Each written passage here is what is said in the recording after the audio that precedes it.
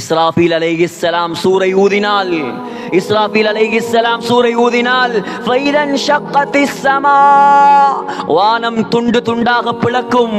ஃபகானத் வர்ததன் கத்திஹான், வானத்துடைய நிறத்தை நான் ரோஸ் கலராக மாற்றி விடுவேன். அல்லாஹ் சொல்கிறான், வானம் ரோஸ் கலராக மாறிவிடும் சகோதரர்களே. கத்திஹான், எண்ணெயின் அடிமண்டியை போல் மாறிவிடும் வானம். சகோதரர்களே, சூரத்துல் கஹ்ஃப் வெள்ளிக்கிழமை ஏன் ஓதச் சொல்கிறார்கள் ஸல்லல்லாஹு அலைஹி வஸல்லம்?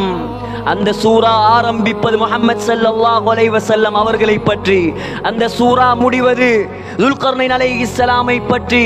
அந்த சூராவின் நடுவில் மூசா அலைஹிஸ்ஸலாம், அந்த சூராவின் நடுவில் ஹித்ர் அலைஹிஸ்ஸலாம், அந்த சூராவில் கியாமத்துடைய நாளை அல்லாஹ் பேசுகிறான்.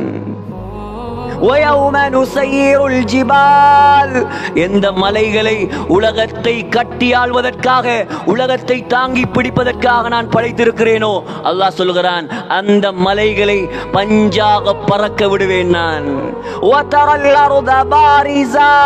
அல்லாஹ் சொல்கிறான், பூமியை பார்ப்பீர்கள், மஹ்ஷர் மைதானம் உருவாக்கப்படும். சகோதரர்களே, எப்படி இருக்கும் சிந்தித்து பாருங்கள்.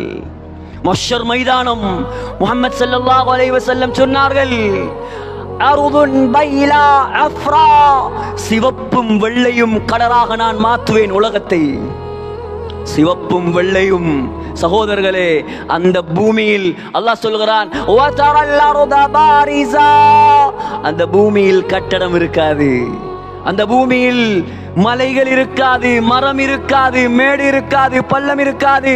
சகோதரர்களே, இன்று கிழக்கு மாகாணம் சமதரை, கொழும்பு சமதரை, மலை நாட்டுக்கு போனால் மேடு பள்ளம்.